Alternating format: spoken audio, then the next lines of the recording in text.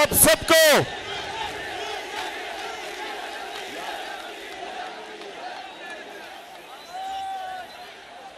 मेरा मकसद आज मर्दान आने का एक, मैं आप सबको तैयार कर रहा हूं कि आप जब मैं कॉल दूंगा आपने मेरे साथ इस्लामाबाद में आना है। जरा हाथ खड़ा करके बताएं आप तैयार हैं। मर्दान आपको इस्लामाबाद मैं सियासत के लिए नहीं बुला रहा, मैं एक इनकलाब के लिए बुला रहा हूं। मैं आपको इस्लामाबाद पाकिस्तान को हकीकी आजादी देने के लिए आप सबको मेरे साथ शिरकत करने के लिए इस जद्दोजहद में आज इसलिए मैं आपके पास आया हूं। और मर्दान नौजवानों में खास तौर पे आपको आज बुलाने आया हूं। और नौजवान कौन है? जो भी मेरी उम्र से कम उम्र का वो नौजवान है, यानी कि जो भी 70 साल की उम्र से कम है वो नौजवान है। तो नौजवानों, और मैं सिर्फ आपको दावत देने आया। मैं पाकिस्तान की अपनी सारी बहनों को, माओं को, बच्चियों को, आपको भी दावत देने आया हूं। मैं बच्चों को दावत देने आया हूं। जिस तरह मेरे माँ बाप कहते थे कि तहरीक पाकिस्तान में औरतें भी शामिल थी, मर्द भी, बच्चे भी, बुजुर्ग सब शामिल थे। तो हकीकी आजादी के लिए मर्दान फिर से हाथ खड़ा करके बताओ कि आप मेरे साथ शामिल होंगे। इंशाअल्लाह मैं आज यहां से ये जो चोरों का टोला है, मैं इनको पैगाम दे रहा हूं। और ये जो मफरूर बुज़दिल डाकू जो लंदन में बैठा है वो भी सुन ले। सजा याफ्ता मफरूर और इस मुल्क का डाकू, तुमने इस मुल्क के फैसले नहीं करने। इसकी कौम, हमारी अवाम फैसला करेगी कि पाकिस्तान की क़यादत कौन करेगा। तो नौजवानों, मेरे बुजुर्गों, बहनों, सब सुन लो। ये वक्त है, एक फैसला कुल वक्त है पाकिस्तान पे। जब हम इस मुल्क को, एक तो जो अमेरिका के पिट्ठू, जो इनके गुलाम, एक इनसे हमने आजाद करना है। और ये जो डाकुला, थ्री स्टूजेस, ये जो शरीफ, ये जो जरदारी बड़ी बीमारी, और मर्दान के लोगों, वो तीसरा कौन है इनके साथ?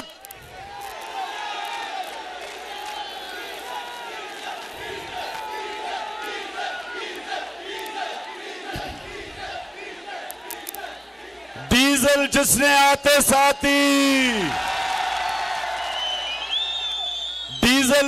साथी वो वजारत पकड़ी है जिसमें सबसे ज्यादा पैसा बनेगा। NHA, यानी कि सड़कें बनाने पे सबसे ज्यादा कमीशन होती है, तो डीजल ने वो वजारत पकड़ ली है। और मेरे मर्दान के नौजवानों, मेरे बुजुर्गों, बच्चों और मेरी बहनों, ये सुन लें आप मेरी बात। हमने इन सारों को आज पैगाम, सबको यहां खड़े होकर इनको पैगाम दे दिया कि अगर आपने इलेक्शन की डेट हमें ना दी तो जो समुंदर आ रहा है इस्लामाबाद, ये सबको बहा के ले जाएगा। सारा पाकिस्तान आज तैयार है, मुल्क तैयार है। मुल्क की तौहीन की गई, हमारी कौम को जलील किया गया। अमेरिका में एक छोटा सा सरकारी नौकर हमारे एम्बेसडर को कहता है, डोनाल्ड लू हमारे एम्बेसडर को कहता है कि इमरान खान को अगर तुमने वजारत उज़्मा से ना हटाया तो पाकिस्तान को अमेरिका बहुत नुकसान पहुंचाएगा। और फिर कहता कि अगर तुमने अदम इत्तेमाद कामयाब कर दी इसके खिलाफ और ये boot polisher cherry blossom Shahbaz Sharif को बिठा दिया तो कहता पाकिस्तान को माफ कर दिया जाएगा, पाकिस्तान को माफ कर दिया जाएगा। मैं इससे पूछता हूं, तुम हो कौन पाकिस्तान को माफ करने वाले?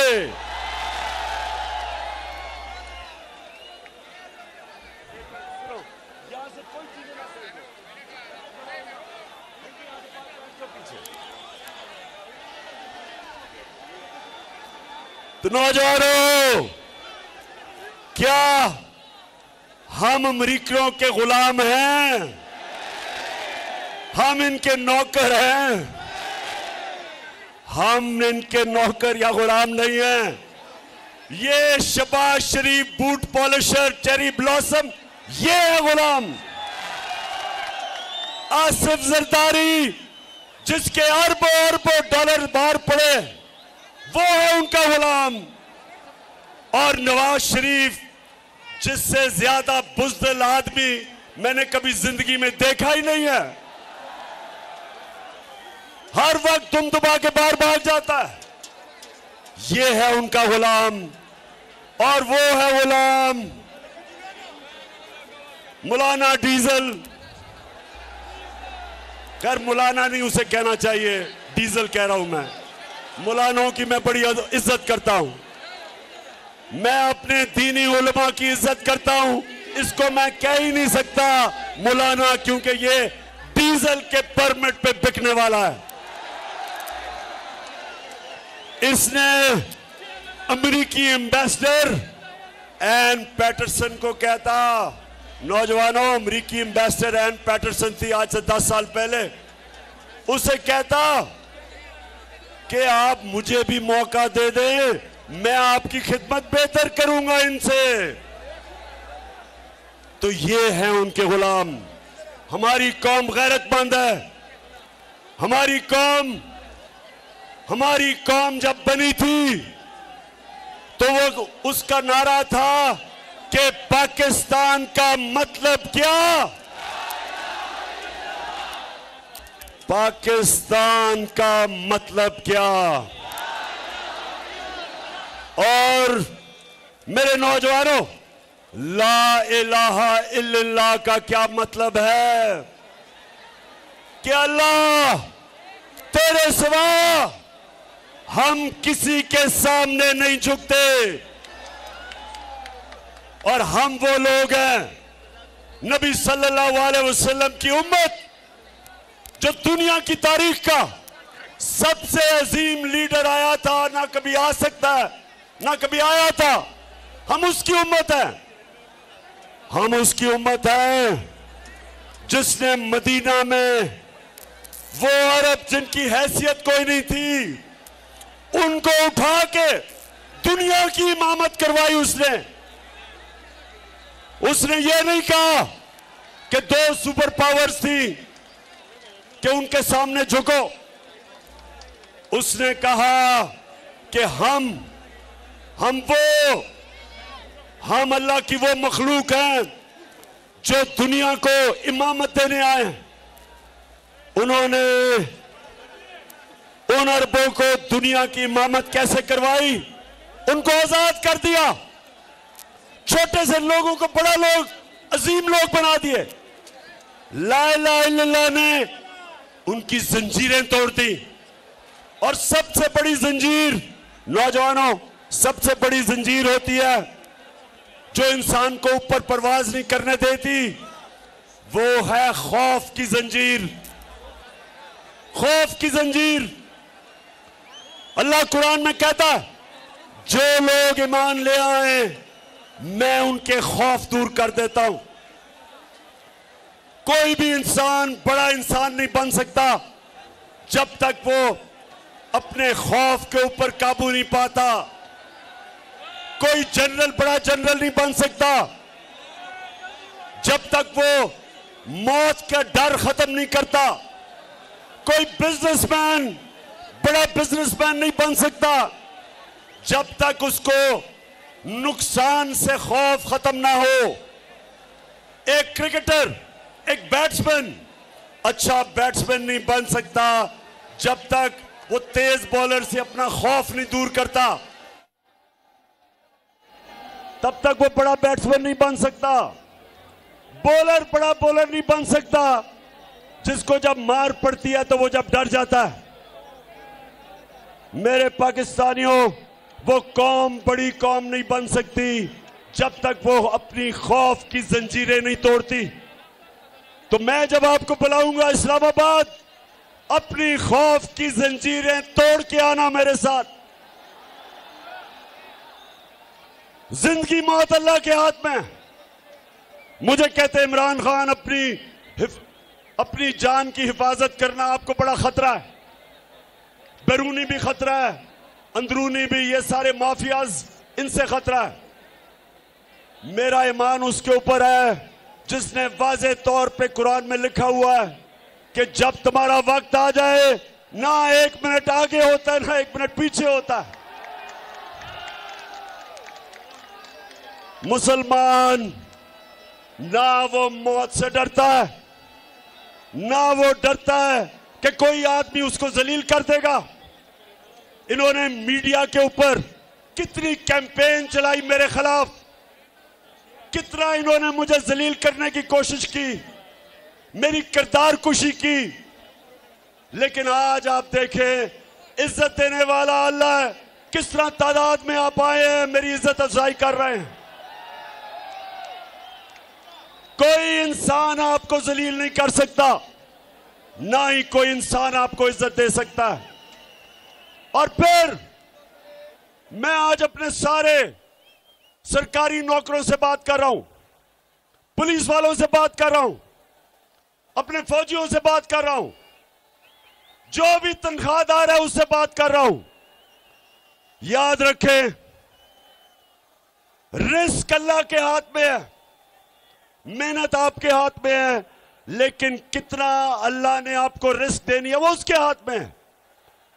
क्यों अल्लाह ने रिस्क अपने हाथ में रखी, जिंदगी अपने हाथ में रखी, इज्जत अपने हाथ में इसलिए रखी कि वो इंसानों को आजाद करना चाहता था।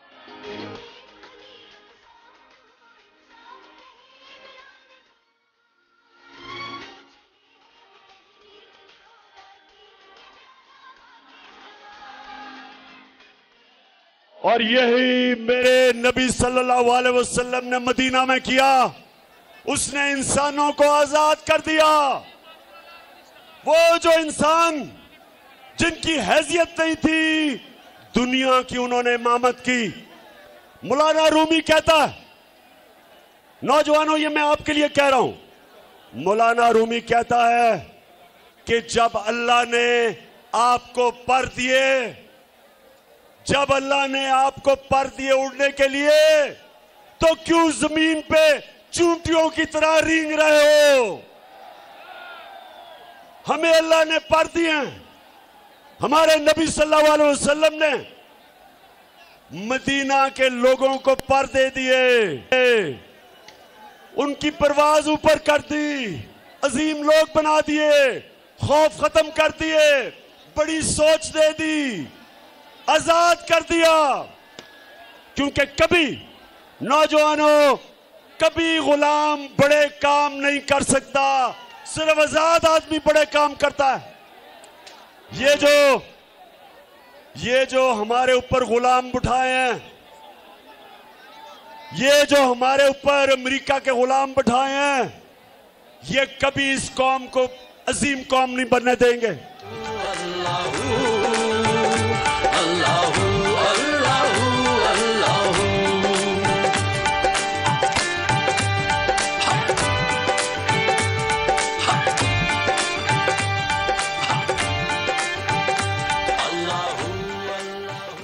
अच्छा मर्दान, जरा आपने थोड़ी सी खामोशी से मेरी बात सुननी है।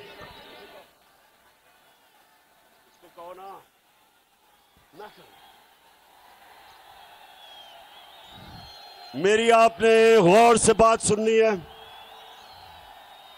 जब हमें हुकूमत मिली, नौजवानों सुने आराम से, जब हमें हुकूमत मिली, ये चोर 10 साल हुकूमत कर चुके थे, पाकिस्तान का दिवालिया निकल गया था, हमें सबसे बड़ा बैरूनी मुल्क का खसारा मिला, 20 अरब डॉलर का। इदारे इन्होंने तबाह कर दिए, करप्शन में मुल्क डुबा दिया, खुद ये अमीर हो गए, मुल्क गरीब हो गया। 2018 में वो पाकिस्तान हमें मिला। हमारे पास पैसे नहीं थे, जो हमने कर्जों की किस्तें, इनके लिए हुए कर्जों की किस्तें देनी थी, हमारे पास पैसा नहीं था। मैंने अपने दोस्त ममालिक, उनके पास गया, सऊदी अरेबिया से पैसे मांगे, यूएई से पैसे मांगे, चाइना से पैसे मांगे, तो हमने अपने मुल्क को दिवालिया होने से बचाया। और मैं आज आप सबको कहना चाहता हूं कि मेरे लिए जो सबसे शर्मिंदगी का वक्त वो ये था कि मुझे जाके दूसरे मुल्कों से कर्जे मांगने पड़े, क्योंकि इन्होंने मुल्क का दिवालिया निकाल दिया था। नौजवानों, ये याद रखें, कभी भी जब आप किसी के सामने हाथ फैलाते हैं, आप अपनी इज्जत खो बैठते हैं। तो जब मुल्क दूसरे मुल्कों से इमदाद और कर्जे लेता है, उसकी इज्जत नहीं रहती। और इनकी वजह से हमारे मुल्क के ऊपर कर्जे चढ़े, इन्होंने दिवालिया निकाला, इदारे तबाह किए।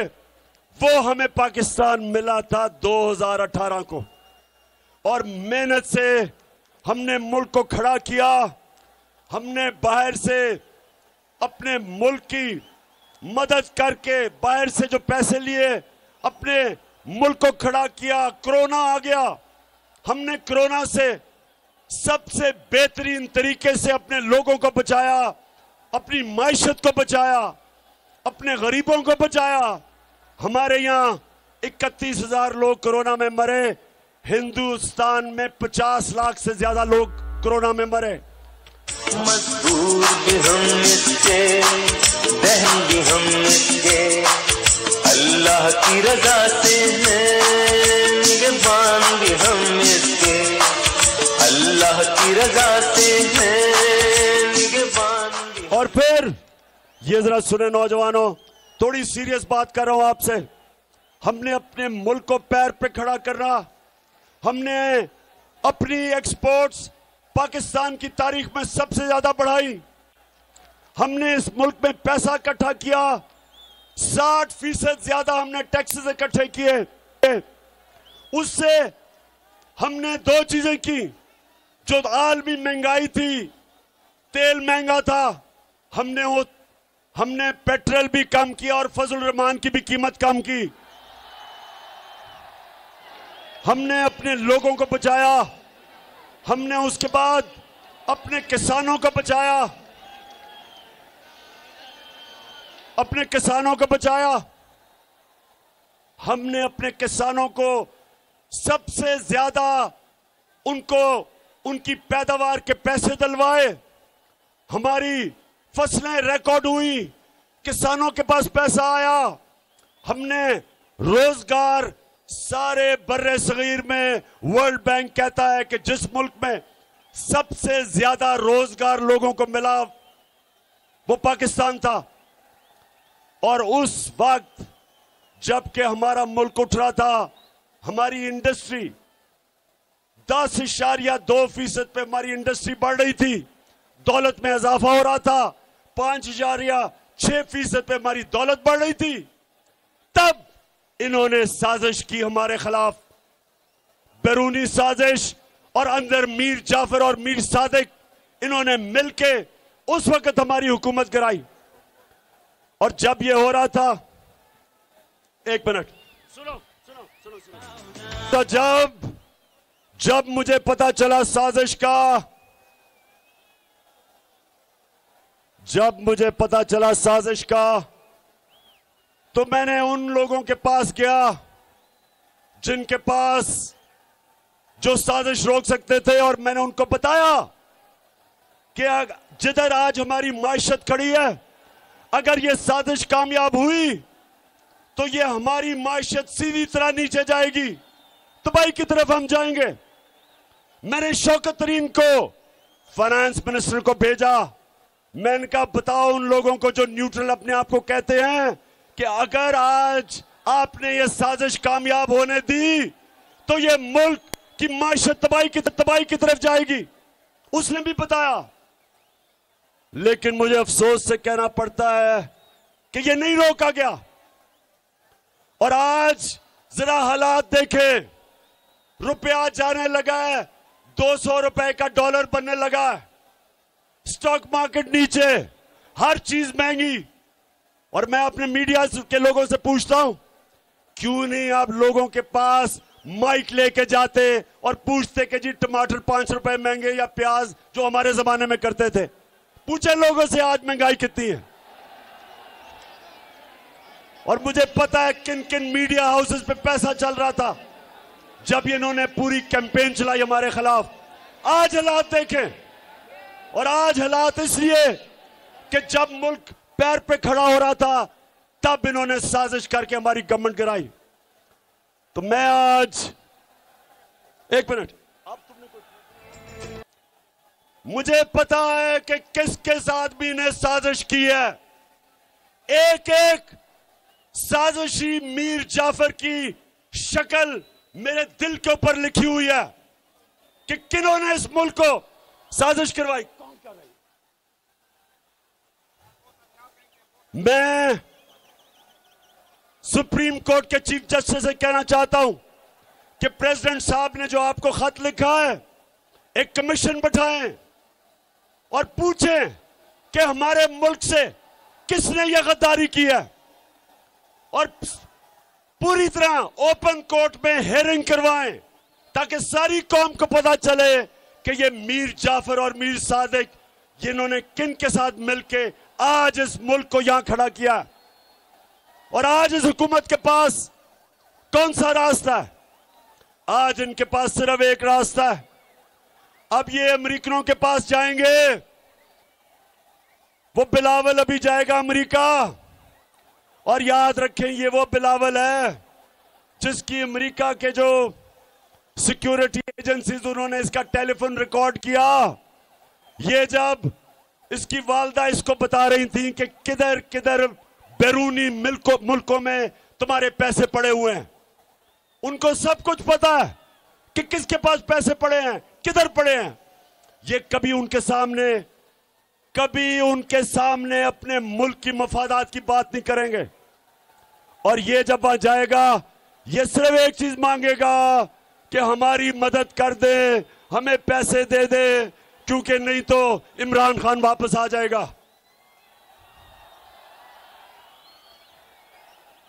अब अगर अमेरिकनों को मैं बहुत अच्छी तरह जानता हूं, अमेरिकन एक चीज कहते हैं, there is no free lunch, यानी कि मतलब ये कि जो भी हम तुम्हारी इमदाद करेंगे उसकी एक कीमत होगी। और कीमत क्या होगी पाकिस्तानियों? कीमत आपकी आजादी होगी। वो आपसे फिर वो कहेंगे कि हमें बेसिस चाहिए। वो जिस तरह हमने उनकी जंग में शिरकत करके, और पख्तूनख्वा के लोगों को तो पता है कि किस तरह तबाही मची थी पख्तूनख्वा में जब उनकी जंग में शिरकत की थी। आपको तो पता है कितने लोगों ने शहादतें दी, कितने हमारे पुलिस वाले शहीद हुए, कितने हमारे फौजी शहीद हुए। 80,000 हमारे शहरी शहीद हुए इनकी जंग लड़के। इसी तरह वो कहेंगे हमें बेसिस दो, वो फिर आगे हमें किसी और की अपनी जंग में शामिल करेंगे। और इसलिए मेरे पाकिस्तानियों, हमने अपनी हकीकी आजादी की जद्दोजहद को कामयाब करना है, क्योंकि हम किसी की गुलामी नहीं करने के लिए तैयार। इनकी जरूरत नहीं होगी कि अमेरिकनों को कहें कि जनाब हमें रूस से 30% कम कीमत पे तेल मिल रहा था, यानी कि हम पेट्रोल और फजल रहमान को 30% कम आपको बेच सकते थे, और 30% कम हमें गंदम मिल रही थी अमेरिकनों से, रूसियों से। इसलिए क्योंकि हमारी पॉलिसी अपने लोगों के बेहतरी के लिए थी, हमारी फॉरेन पॉलिसी हम दोस्ती करना चाहते हैं, लेकिन हमारी कोशिश कि मेरे लोगों का फायदा हो। आपने मुझे इलेक्ट किया था, मैंने तो आपका फायदा करना था। तो इसलिए जब एक गुलाम हुकूमत आती है, उनको वो करना पड़ता है जो हुक्म मिलता है। ये नहीं, रूस से ये नहीं 30% कम तेल खरीदेंगे या गंदम, क्योंकि इनको हुक्म नहीं है। इनको वो करना पड़ेगा जो अमेरिका कहेगा। यूक्रेन के अंदर इनको रूस के खिलाफ स्टेटमेंट देनी पड़ेगी। मुझे भी कहा था कि रूस के खिलाफ करो, मैंने कहा वो हमारी जंग ही नहीं है, हम क्यों उनके खिलाफ कहें। आपने कश्मीर में हिंदुस्तान के खिलाफ कभी स्टेटमेंट दिया? आपने इस्राइल के खिलाफ स्टेटमेंट दिया जो फलस्तीनियों से वो कर रहे हैं, तो हम क्यों आपकी जंग में शिरकत करें। लेकिन अब जब गुलाम ऊपर बैठ जाए तो इनको वो करना पड़ेगा जो अमेरिका इनको हुक्म करेगा। और मेरे मर्दान के लोगों, आपने जब इस्लामाबाद आना है, एक और वजह है आपकी इस्लामाबाद आने की, और वो ये है कि जो सारे चोर डाकू इन्होंने ऊपर बैठा दिए। कहीं दुनिया में ये नहीं है कि एफआईए के अंदर शहबाज शरीफ और बेटों की 24 अरब रुपए के करप्शन के केस है, मनी लॉन्ड्रिंग के केस है, और यही ऊपर बैठ पहले एफआईए का इन्होंने उसको तब्दील किया। जब इन्होंने उसका ऑफिसर तब्दील किया एफआईए का, उसको इन्होंने रिजवान, डॉक्टर रिजवान, सब याद रखने नाम डॉक्टर का, एक बड़ा दिलेर और काबिल एफआईए का ऑफिसर था। उसको हमजा शरीफ ने धमकियां दी कि तुम मुजाल कैसे मेरे खिलाफ केस करते हो, और उसके ऊपर इन्होंने इतना दबाव डाला कि वो बेचारा हार्ट अटैक से मर गया। ये वही हुआ था जब एमक्यूएम के खिलाफ नसीरुल्लाह बाबर का ऑपरेशन हुआ था। जब एमक्यूएम में नसीरुल्लाह बाबर का ऑपरेशन हुआ था, तो एमक्यूएम ने जब नवाज शरीफ इक्तदार में आया, तो एक एक पुलिस ऑफिसर जिसने ऑपरेशन किया था, सबको चुन चुन के एमक्यूएम ने कत्ल किया। उसके बाद कराची की पुलिस खत्म हो गई। आज भी कराची में रेंजर्स हैं, क्योंकि कभी उसके बाद उनकी पुलिस उसके बाद खड़ी नहीं हुई। इसी तरह ये जब चोर ऊपर आ गए और इदारों पे बैठ गए हैं, सारे हमारे इदारे अब तबाह होंगे, और जब मुल्क के इदारे तबाह होते हैं, मुल्क तबाह हो जाता है। सारे जो बड़े बड़े डाकू थे उनके केस माफ होंगे, हमारे इंसाफ का निजाम खत्म होगा, हमारी जो भी हमारे इंसाफ में निजाम में पे लोगों का इत्मीनान है वो खत्म होगा, हमारे इंसाफ की निजाम की कब्र खोदी जाएगी। इस मुल्क में जो हजरत अली कहते थे कि कुफर का निजाम चल जाएगा, लेकिन जुल्म का निजाम नहीं चल सकता। इस ज़मीन की मिट्टी में खून है शहीदों का, अर्ज़ कौम की उम्मीदों। अच्छा मर्दान एक और चीज याद रख लें कि ये जो इलेक्शन कमिश्नर है, चीफ इलेक्शन कमिश्नर, इसके होते हुए मुल्क में साफ और शफाफ इलेक्शन नहीं हो सकते।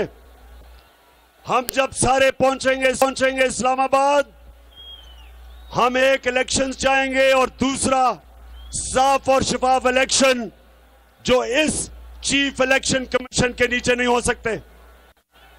आपने सबने देखा, आपने लोटों को देखा, बताओ आपने पेशावर के लोटे को देखा,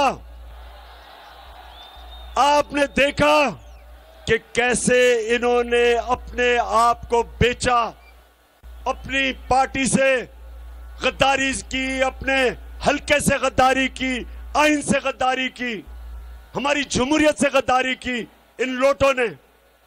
लेकिन इलेक्शन कमीशन को, सारी पाकिस्तान को पता है कि लोटे कौन है। आपको पता है लोटे कौन है? बताएं मर्दान, बताओ आपने लोटे देखे हैं? आपने सारे पाकिस्तान में सारा वतन साथियों, मुजाहिदों जाग उठा है वतन साथियों, मुजाहिदों। सारे पाकिस्तान ने लोटे देखे हैं, लेकिन इलेक्शन कमिश्नर को नहीं नजर आ रहे। वो कानून ढूंढ रहे हैं उनको बचाने के लिए। ये कानूनी मसला नहीं है इलेक्शन कमिश्नर, ये अखलाकियात का मसला है, ये मॉरल वैल्यूज का मसला है, ये मुल्क की फ्यूचर का मसला है। ये हमारे नौजवानों के सामने जब अपने वोट बेचते हैं, जब अपने जमीर बेचते हैं, तो ये हमारे मुल्क की अखलाकियात तबाह करते हैं। और इलेक्शन कमिश्नर, सारी कौम आपकी तरफ देख रही है, और अगर आपने इन लोटों को बचाया तो याद रखें ये कौम आपके इर्द गिर्द भी निकलेगी, आपको भी माफ नहीं करेगी। सबको पता है हमने किन किन ने मिलकर इस मुल्क से गद्दारी की। और आखिर में आखिरी बात करने जा रहा हूं, आखिरी बात मर्दान फिर से मुझे ये बताओ कि 20 को और 20 के बाद जब मैं कॉल दूंगा तो हाथ खड़ा करके बताओ कि आप इस्लामाबाद पहुंचेंगे। मुझे ये मुखालिफ कहते हैं कि जी बड़ी गर्मी होगी, लोगों को गर्मी होगी, लोग नहीं पहुंचेंगे। अगर मुझे इमरान खान को, अगर 70 साल इमरान खान को गर्मी नहीं लगती तो मेरे नौजवानों को भी गर्मी नहीं लगेगी। रन का मैदान लाशों से पट जाएगा, आज दुश्मन का तख्ता उलट जाएगा। हर जरी सब शिकन, हर जमात एक जन, हर जरी सब शिकन, हर जमात एक जन।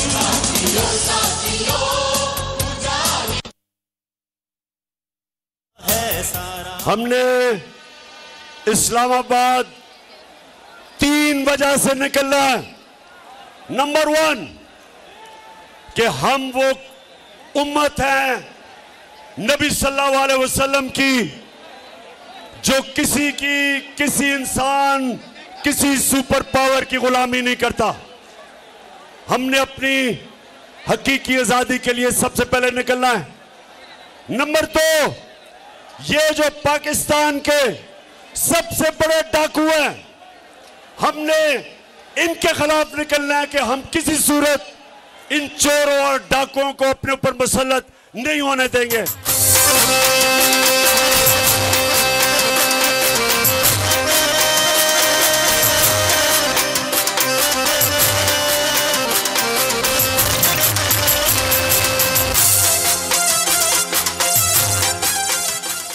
और नंबर 3, हमने इसलिए निकलना है कि हमने अपने मुल्क की अखलाकियात बचानी है।